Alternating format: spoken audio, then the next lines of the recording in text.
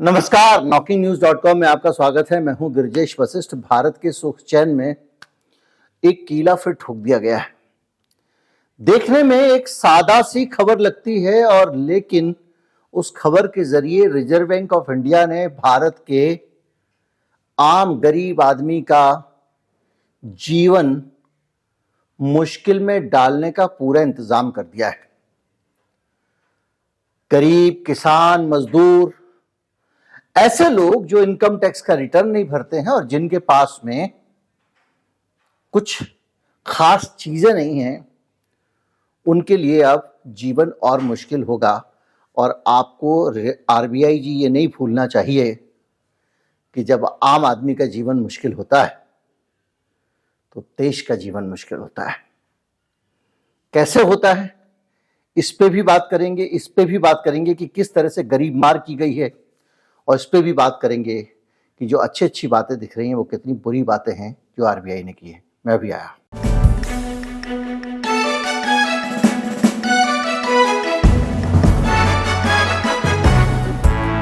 RBI ने norms बदल दिए अपने, यानी नियम बदल दिए, और उसमें एक होता है रिस्क वेट, उसको 25% बढ़ा दिया है। अब इसमें था ये कि जो अभी तक क्रेडिट कार्ड वगैरह पे रिस्क वेटेज 125 था, उसको 150 कर दिया गया है, और non banking financial companies NBFCs के ऊपर ये 100 से 125 कर दिया गया है।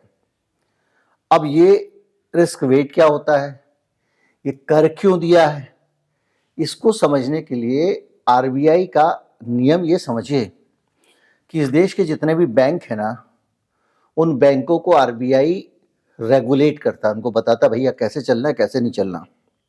तो आरबीआई का कहना यह है कि जो नॉन बैंकिंग फाइनेंशियल कंपनियां हैं, यानी जो छोटी छोटी फाइनेंशियल कंपनियां हैं, उन कंपनियों को लोन अगर बैंक देता है तो उसको रिस्क वेट बढ़ाना पड़ेगा। रिस्क वेट क्या होता है? रिस्क वेट ये होता है कि भैया आप जब लोन दे रहे हो और आरबीआई कह रहा है कि भैया आपका ये लोन जोखिम वाला होगा, तो अगर जोखिम वाला लोन होगा तो उस लोन के बदले में अगर ये लोन खा जाएं तो सेफ्टी के लिए कुछ अमाउंट बैंक को अलग से अपने पास रखना पड़ेगा। यानी 100 रुपए का लोन दिया तो 125 रुपए रखने पड़ेंगे। और एनबीएफसी के केस में जो ये बता रहे हैं, क्रेडिट कार्ड के भी केस में 100 रुपए का लोन देंगे, 150 रुपए उनको अपने पास प्रोविजन रखना पड़ेगा, क्योंकि रिस्क वेट है 150%। तो इससे क्या होगा? तो भैया 100 रुपए आपको मैंने लोन दिया, 50 रुपए आपके लोन के लिए भी मैंने यहां रखे हैं, तो हो गया कितना? 150 रुपया। तो मैं दूंगा तो आपको 100 रुपए, 150 रुपए का ब्याज वसूल करूंगा, क्योंकि ये पैसे लेने कहां जाएगा बैंक? तो बैंक क्या करेगा? ये उपभोक्ता से वसूलेगा। तो ये बड़े बड़े शब्द क्रेडिट कार्ड, एनबीएफसी सुन के आपको लगा होगा अपने को क्या, तो समझिए आप ही आपको है, क्योंकि ये जो लोन हैं ये सारे के सारे हाई रिस्क लोन पर आरबीआई ने ये नियम बनाया है। इन लोन में उन्होंने कुछ लोन छोड़ दिए हैं, जैसे कि गोल्ड लोन, जैसे कि होम लोन, जैसे कि एजुकेशन लोन। अब ये क्यों छोड़ दिए? ये इसलिए छोड़ दिए हैं क्योंकि इसमें रिस्क है ही नहीं। होम लोन लेगा तो आदमी मकान गिरवी रखेगा, गोल्ड लोन लेगा तो सोना गिरवी रखेगा, तो उसमें तो रिस्क ही नहीं है ना। तो जो लोन दूसरे होते थे, जैसे पर्सनल लोन, जैसे कि आपका स्कूटी के लिए लोन ले लेते हैं, जैसे कंज्यूमर लोन, तो आप जाते हैं ना अमेजोन पे खरीदारी करने, तो वहां पे होता है ईएमआई इतनी बंधवा लो, उतनी बंधवा लो, इतनी छूट मिल जाएगी।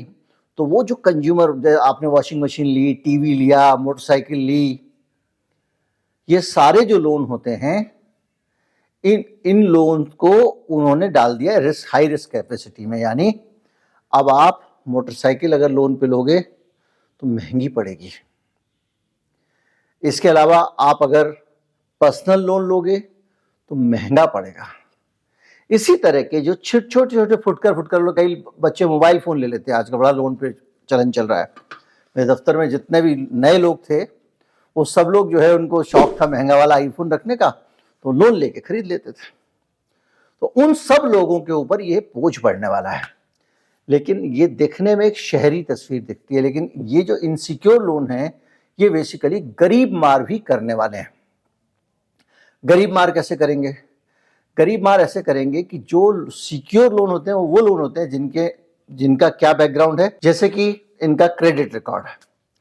क्रेडिट रिकॉर्ड क्या है साहब कि ये जो है अपना इनका पहले ये लोन ले चुके हैं, या इनके पास में लोन अगर चला गया तो ये असेट्स हैं, ये संपत्ति है, ये पैसा है, ये इनकम टैक्स जमा करते हैं, इनके बैंक के खातों में कितने पैसे पड़े हुए हैं, इनकी 2 हवेलियां खड़ी हुई हैं।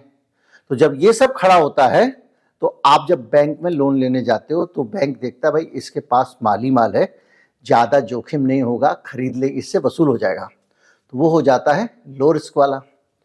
लेकिन अगर वहीं पे एक आदमी है मोची का काम करता है, एक आदमी है रेहड़ी पे सब्जी बेचता है, उसको अगर लोन चाहिए तो वो क्या करेगा?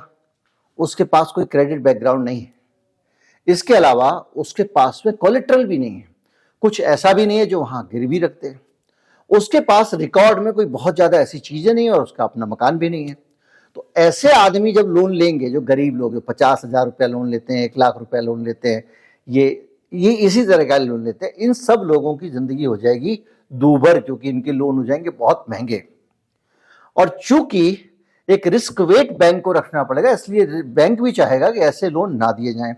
तो बैंक तो ऐसे लोन देता ही नहीं था। इनको लोन किन देता था? नॉन बैंकिंग फाइनेंशियल कंपनीज, अलग अलग तरह की बहुत सारी छोटी मोटी कंपनियां आप जानते होंगे, जब मोबाइल फोन खरीदने जाएं, ये धनी ऐप है, ये फला है, ये बहुत सारे हैं। तो उनके पास आप उनको एनबीएफसी क्यों कहते हैं? क्योंकि वो किसी का पैसा गिरवी नहीं रखते, वो बैंक से लोन लेके आगे उधार दे देते हैं और वहां से पैसे कमाते हैं। तो आरबीआई कह रहा है आप इन कंपनियों को जो लोन दे रहे हो ना, इनको मत देना। क्यों मत देना? क्योंकि ये आगे रिस्की लोन देते हैं। अब इसकी वजह क्या है? वजह यह है कि आरबीआई को पता चला, उसने रिकॉर्ड निकाला कि पीछे के समय में कोविड के बाद से बड़ी संख्या में लोगों ने ऐसे लोन लिए। कौन से loan? Personal loan, consumer loan, ये लोन वो लोन। तो ये लोन लेने वालों की बढ़ गई है संख्या।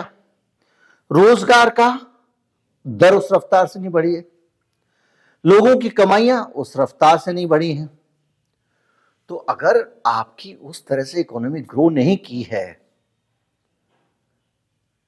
और लोग लोन ले रहे हैं, तो आरबीआई को लग रहा है यार ये तो रिस्क हो गया। लेकिन आप एक बात सोचिए कि अगर कमाई नहीं हो रही है और लोग कर्जा लेके अपना काम चला रहे हैं, तो इससे पता चलता है ना कि इस देश की हालत क्या हो रही है। इस पे तो कोई चर्चा करेगा नहीं। तो ये इस बात का क्लियर कट इंडिकेटर है कि इस देश में आदमी कर्जा लेकर काम चला रहा है, क्योंकि उसके काम धंधे नहीं चल रहे हैं, उसकी कमाई बेहतर नहीं हुई है। और जो स्कूटर, मोटरसाइकिल, जो छोटी छोटी चीजें खरीद रहा था वो लोन लेके, इसी के कारण खरीद रहा था। और आपको एक और रोचक बात बताऊं, अभी 4 महीने 3 महीने पहले एक आंकड़ा आया था कि भैया हिंदुस्तान में बहुत सारी सेल बढ़ गई है टू व्हीलर्स की। अब पता चला कि वो टू व्हीलर्स की सेल बढ़ी नहीं थी। डीलरशिप ने अपने पास में मंगा के, इस उम्मीद में कि अब सेल बढ़ रही है, इन खबरों को देख के जो मीडिया ने मायाजाल बुना था, अपने पास मंगा के रख लिए प्रोडक्ट। अब उनकी इन्वेंट्री होती जा रही है बड़ी। जितना उनके पास निकलना चाहिए माल, उससे कम रफ्तार में माल निकल रहा है। तो उनके पास इकट्ठा हो गया है। दिसंबर आ रहा है सिर पे, दिसंबर आएगा मॉडल बदल जाएगा। एक प्रेशर है डीलरशिप के ऊपर, और उस प्रेशर से भी ये पता चलता है कि मोटरसाइकिल की मांग बढ़ने की जो खबर आई थी वो इसलिए आई थी क्योंकि फैक्ट्रियों से डीलर्स ने बुकिंग की है। लेकिन ऑटोमोबाइल डीलर्स एसोसिएशन का जो डाटा है वो बताता है कि उनकी इन्वेंट्री बढ़ गई है, उनका माल नहीं बिक रहा। यानी मार्केट में जो एक आपको कहानी सुनाई जा रही थी कि मोटरसाइकिल की डिमांड बढ़ गई, वो नहीं बढ़ी है। अब आप आगे का सीन समझिए। जो आदमी मोटरसाइकिल खरीदता था उसके लोन को आपने मुश्किल बना दिया, महंगा भी मिलेगा और आसानी से बैंक नहीं देगी। तो अब इस ऑटोमोबाइल इंडस्ट्री का क्या होगा? इसके साथ साथ जो छोटे कंज्यूमर गुड्स थे, मोबाइल फोन मार्केट, दूसरी चीजें हैं, इनकी रिक्वायरमेंट भी कम हो जाएगी। और इसके साथ साथ एक चीज और, जो आपका शेयर मार्केट है उसमें बड़ी संख्या में ऐसे लोग हैं जो पर्सनल लोन लेकर मार्केट में पैसा लगाते हैं, वहां से पैसा बना के पर्सनल लोन चुका देते हैं। ज्यादातर पर्सनल लोन वाले लोग ऐसे ही होते हैं, जिनको धंधे के लिए कुछ समय के लिए चाहिए, किसी खास चीज के लिए चाहिए, इमरजेंसी में लोन चाहिए, वो पर्सनल लोन ले लेते हैं।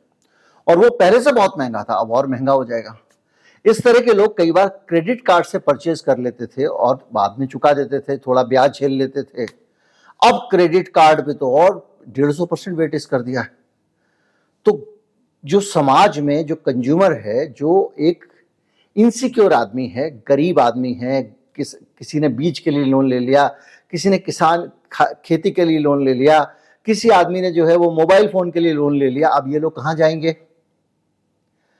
बैंक मुश्किल से देगा, और देगा भी तो बहुत ज्यादा ब्याज लेगा। बैंक नहीं, ये जो दूसरी कंपनियां, जो कंपनियां आपको लोन दे रही है उन्हीं को महंगा मिल रहा है। अब क्या होगा? अब होगा ये कि जो साहूकारी प्रथा करीब करीब खत्म हो गई थी, अब आज के इस स्वर्ण युग में, स्वर्ण काल में, आजादी के 75 साल होने पर उस साहूकारी प्रथा को फिर से ताकत मिलेगी। अब वो सब्जी वाला जब सब जगह से धक्के खा लेगा, उसको रेहड़ी खरीदनी है ताकि उस पर वो सब्जी बेच सके, छोले कुलचे बेच सके, तो जब वो सब जगह से धक्के खा लेगा तो वो आदमी फिर जाएगा साहूकार के पास। तो ये जो मोटी मोटी गले में चेन लगा के फाइनेंसर घूमते हैं ना, शहरों में इनकी मौज हो जाएगी और गांव में साहूकारों की मौज हो जाएगी। लेकिन at the end of the day सब तरफ से घुमा फिरा के इसके पीछे सरकार की एक छोटी सी चाल है, उसको भी आप समझिए। चाल यह है कि इन्होंने बहुत बैंक का ब्याज बढ़ा बढ़ा के आसमान पे चढ़ा दिया, और उसके बावजूद मार्केट में डिमांड जो है उस तरह से कम नहीं हो रही है। जो अमीरों की चीजें हैं उनकी बिक्री बढ़ती चली जा रही है। मोटरसाइकिल बिक रही है 1.5 लाख से ऊपर वाली, कार बिक रही है 10 लाख से ऊपर वाली, मकान बिक रहा है 50 लाख से ऊपर वाला। तो ये जो पूरा का पूरा जो सिनेरियो बन रहा है, उस सिनेरियो के अंदर जो आम आदमी की चीजें हैं उनकी डिमांड और कम हो जाएगी। तो सरकार में बैठे हुए जो लोग हैं उनको लग रहा है कि थोड़ा इससे महंगाई कम हो जाएगी, क्योंकि जैसे मैंने भी आपको बताया मोटरसाइकिल है, अब उसका दिसंबर आ रहा है, उसके पास इन्वेंट्री पड़ी हुई है, वो सोचेगा कम पैसे में निकाल दो, डीलरशिप डिस्काउंट दे दो, माल तो निकले। ऐसे ही सब चीज़ों के दाम कम करने की कोशिश हो रही है। लेकिन ये जो दाम कम करके चुनाव के टाइम पे जब आप सीन खड़ा करना चाहते हो कि देखो जी सस्ताई हो गई, उसका एक रिपल इफेक्ट भी होगा, नुकसान भी होगा। वो नुकसान ज़्यादा बड़ा होने वाला है, और वो नुकसान बड़ा इस तरह से होने वाला है कि इस देश में धीरे धीरे जो इंडस्ट्री है उसकी प्रायोरिटी बदलने जा रही है। पहले लोग कहते थे भारत में 100 करोड़ उपभोक्ताओं का देश है, बड़ी संख्या में उपभोक्ता है। लोग छोटे छोटे प्रोडक्ट बनाते थे, 5 रुपए का नमकीन का पैकेट, 2 रुपए का नमकीन का पैकेट। कई लोगों ने तो 2 रुपए का पैकेट देखा ही नहीं होगा, लेकिन गरीब वाले इलाके में चले जाइए, गांव में चले जाइए, चिप्स का 5 रुपए वाला पैकेट, दूध का 10 रुपए वाला पैकेट। तो ये इसलिए बनाए जाते थे क्योंकि जो मासेस हैं उनको कैटर किया जा सके। लेकिन अब सरकार, अब जो बिल्डर है मान लीजिए, वो कहेगा यार 50 लाख से ऊपर का मकान मिल रहा है, ही बिक रहा है, तो अगली बार से मैं वही बनाऊंगा, मैं क्यों अफोर्डेबल हाउस बनाऊं 25 लाख वाला, 30 लाख वाला।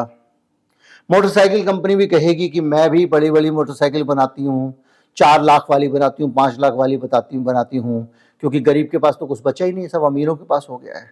तो पूरा जो इंडस्ट्री है उसका ओरिएंटेशन बदल जाएगा, बदलेगा ही बदलेगा। तो जो सीन बन रहा है वो ये बन रहा है कि 2024 के लिए सरकार जो सोच रही है थोड़ी गरीबी कम हो जाएगी, लेकिन इनके पास, जिनके पास में गरीबी, माफ कीजिएगा, महंगाई कम हो जाएगी। तो ये जो लोग हैं, जो छोटे छोटे गरीब लोग, जो छोटी छोटी जरूरत के लिए अपनी लोन ले लेते थे, उनको लोन नहीं मिलेगा, वो कारोबार नहीं करेंगे, तो सीन क्या होगा आप कल्पना कीजिए। डिमांड सप्लाई के गैप का क्या होगा? सप्लाई आएगी लेकिन आर्टिफिशियली रुक जाएगी।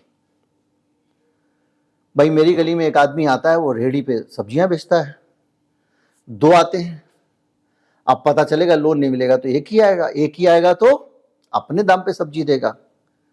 तो आप सोच रहे हो महंगाई कम हो जाएगी? बढ़ जाएगी।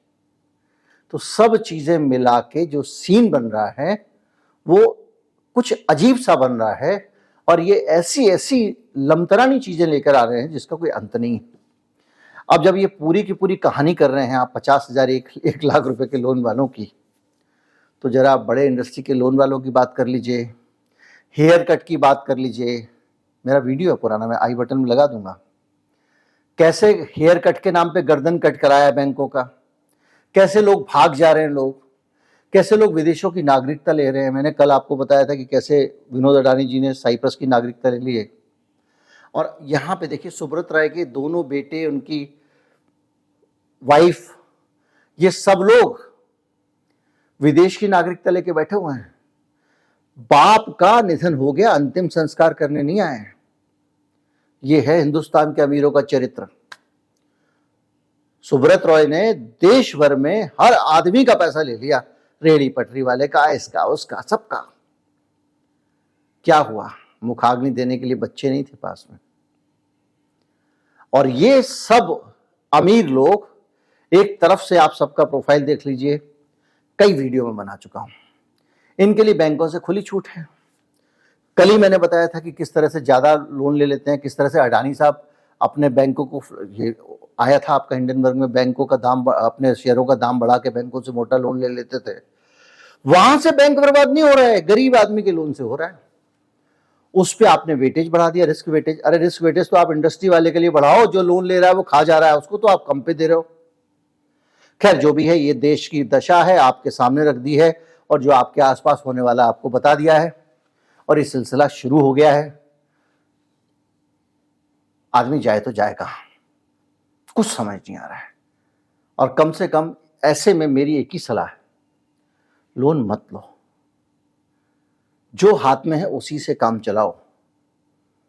क्योंकि ये जो महाजनों का जो चक्र है ना, ये आपके जीवन को नरक कर देगा। नमस्कार, जय हिंद।